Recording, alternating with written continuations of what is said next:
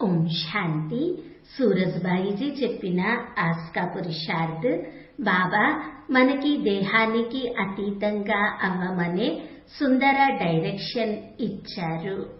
ఎందుకనగా అశరీరిగా అవుతేనే మనము ఎంతో శక్తిశాలిగా అవుతాము, పవిత్రంగా అవుతాము, మనము యోగయుక్తంగా ఉండగలుగుతాము, మనము విదేహీ స్థితిని ప్రాప్తింపచేసుకోగలుగుతాము.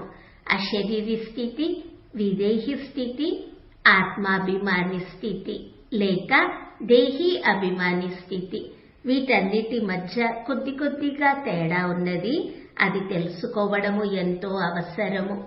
అశరీరి అనగా పదే పదే అభ్యాసం చేస్తాము, దేహమును చూస్తూ సంకల్పం చేస్తాము, నేను ఈ దేహము కాదు, నేను మస్తకము మధ్యలో మెరిసే జ్యోతి స్వరూపమును, మణిని, నేను ఈ దేహంలోకి ప్రవేశించాను అని. అలా స్వయమును దేహానికి అతీతంగా అనుభవం చేసుకోవడము. నేను ఆత్మను, ఈ తనువులోకి వచ్చాను, ఈ తనువుని ఆధారంగా చేసుకున్నాను అనే భావనతో ఉండడము. ఇది అశరీరి స్థితి లేక బాడీలెస్ స్టేజ్. దీని చేత మనలో ఎన్నో వ్యర్థ సంకల్పములు స్వతహాగా సమాప్తమవుతాయి. చిత్తము లోతైన శాంతి వైపుకి సాగిపోతుంది. మనము డీప్ సైలెన్స్ అనుభవం చేసుకోగలుగుతాము. పరంధామం యొక్క స్వీట్ సైలెన్స్ కూడా అనుభవం చేసుకోగలుగుతాము. కావున ఈ అభ్యాసమును మనము ఎంతగానో వృద్ధిపరచుకోవాలి. ఎందుకనగా ఈ అభ్యాసము చేసిన తరువాత ఇంకా యోగము చేస్తూ చేస్తూ మనము తయారయ్యేది ఆత్మాభిమానిగా. అనగా ఆత్మ యొక్క 7 గుణములు మన జీవితంలోకి రావడం ప్రారంభమవుతుంది. మనము ఆ గుణముల స్వరూపముగా అవుతాము. చిత్తము పూర్తిగా నిర్మలంగా అవుతుంది. భావనలు శ్రేష్టమవుతాయి. మన సంకల్పములన్నీ మహనీయంగా పవిత్రంగా అవుతాయి. మనము ప్రేమ యొక్క ప్రతిస్వరూపంగా అవుతాము. శాంతి యొక్క ఖజానాతో నిండుగా, జ్ఞాన వెలుగుతో ప్రకాశిస్తూ, సంపూర్ణ సుఖముల అనుభవంలో ఉంటూ, పరమ ఆనంద ఫీలింగుతో ఉంటాము. ఆ తరువాత మనలో విదేహీ స్థితి తయారవుతుంది, అనగా యోగయుక్త స్థితి.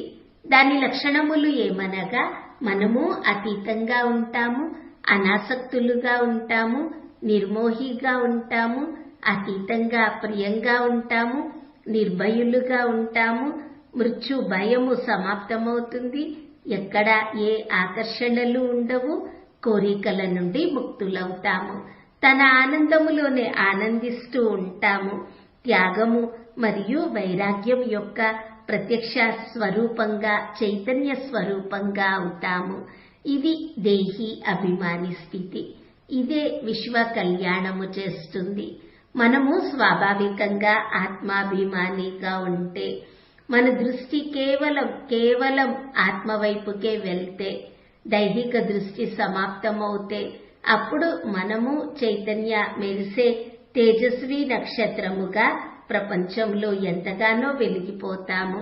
మన ప్రకాశము నలువైపులా ఉన్న అంధకారమును సమాప్తం చేయడం ప్రారంభిస్తుంది. భక్తులకి మస్తకంలో మెరిసే జ్యోతి యొక్క సాక్షాత్కారము జరుగుతుంది. కావున మనము శ్రమ చేయాల్సింది నడుస్తూ, తిరుగుతూ, కర్మలు చేస్తూ, అశరీరిగా మరియు ఆత్మాభిమానిగా మరియు విదేహీగా అవ్వడం కోసము. నేను ఆత్మను ఈ కళ్ళతో చూస్తూ ఉన్నాను. ఈ అభ్యాసము ఎంతో చక్కగా ఉంటుంది. రోజంతా ఇదే స్వరూపము చూడాలి. రోజంతటిలో కనీసం 10 సార్లైనా ఇలా అభ్యాసము చేద్దాము. నేను ఆత్మను కళ్ళ ద్వారా చూస్తూ ఉన్నాను. ఏదైనా రాస్తూ ఉన్నా నేను ఆత్మను కళ్ళతో చూస్తున్నాను. ఇలా ఒక్క అభ్యాసం చేసినా, ఏదైనా రాసేప్పుడు కూడా అదే ఉపయోగపడుతుంది. ఈ ఒక్క అభ్యాసము చేతనే మనకి అనుభవం అవుతుంది. ఈ నయనములు నాకు కిటికీలు, నేను వీటి వెనుక ఉన్నాను. ఈ నయనముల ద్వారా బయట ఉన్న దృశ్యములను నేను చూస్తూ ఉన్నాను. కావున రండి, ఈ రోజంతా మనము ఈ సుఖమయ అనుభవంలో ఉందాము మరియు అతీంద్రియ సుఖ అనుభవము చేసుకుందాము.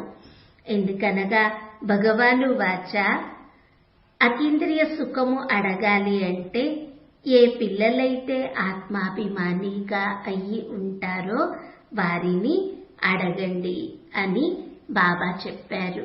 ఈ రోజున అభ్యాసము అశరీరి స్థితి మరియు నేను ఆత్మను, పరమ పవిత్ర ఆత్మను, నా నుండి వెలువడిన పవిత్రతా కిరణములు దేహములో మెదడు అంతటా వ్యాపిస్తూ ఉన్నాయి మరియు కర్మేంద్రియములను శీతలంగా చేస్తున్నాయి.